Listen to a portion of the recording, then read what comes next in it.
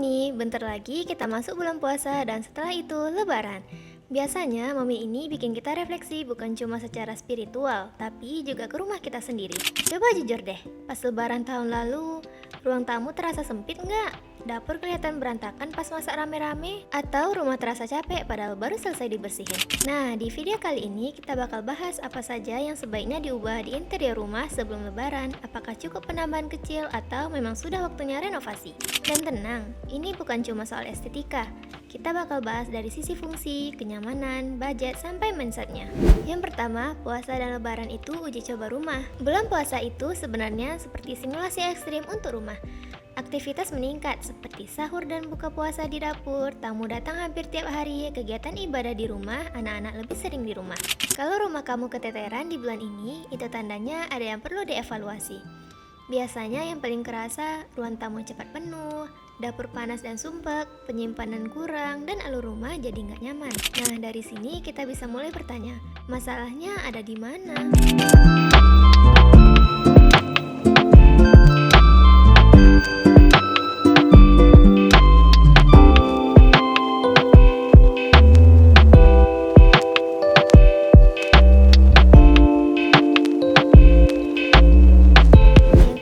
Penambahan atau renovasi, ini bedanya. Banyak orang salah kaprah, semua masalah dianggap harus renovasi besar. Padahal sebenarnya ada dua pendekatan. Yang pertama, penambahan, itu fokus ke furniture, storage, pencahayaan, aksen interior, atau tata ulang rumah.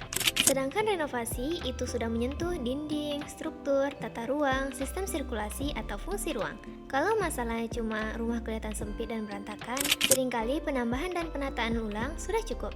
Tapi kalau ruangan tidak sesuai fungsi, alur rumah bikin capek, dapur dan ruang tamu saling ganggu, tamu nggak punya area yang layak, nah itu biasanya renovasi ringan sampai sedang.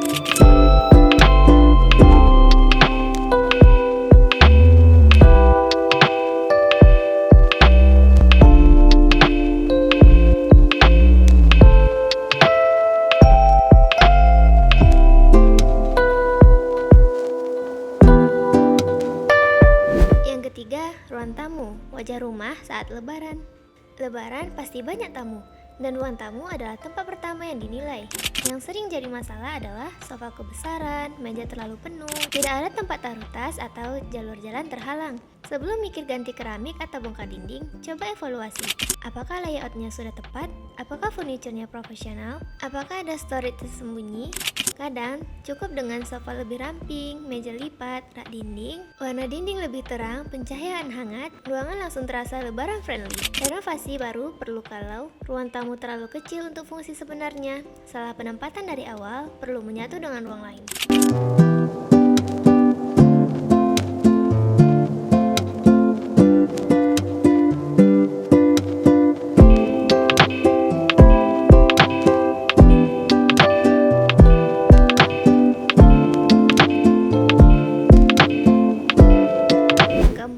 Ruang makan dan dapur, zona paling sibuk saat puasa.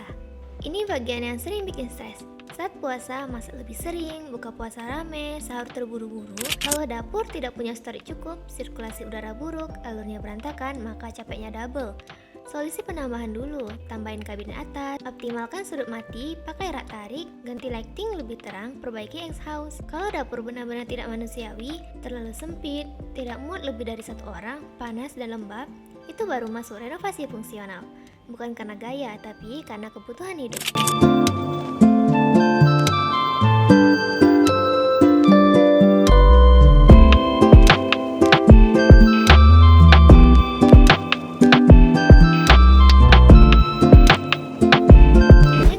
Kamar dan area privat saat lebaran. Lebaran itu bukan cuma tamu, tapi juga rumah penuh orang. Kadang orang tua menginap, saudara datang, anak tidur lebih malam. Yang bisa diubah tanpa renovasi yaitu lemari lebih efisien, tempat tidur dengan storage bawah, tirai dan pencahayaan lebih terang, decluttering besar-besaran sebelum lebaran. Renovasi perlu kalau tidak ada kamar fleksibel sama sekali, privasi terganggu parah, rumah tidak siap untuk keluarga besar.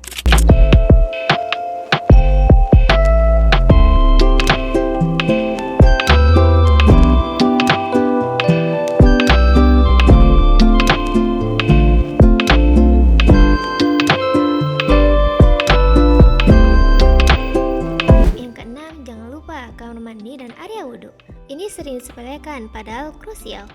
Saat puasa dan lebaran, frekuensi wudhu meningkat, kamar mandi dipakai banyak orang. Penahanan kecil yang berdampak besar, rak toiletries, cermin besar, pencahayaan putih bersih, ventilasi lebih baik. Renovasi baru dibutuhkan kalau lantai licin, drainase buruk, bau dan lembab terus.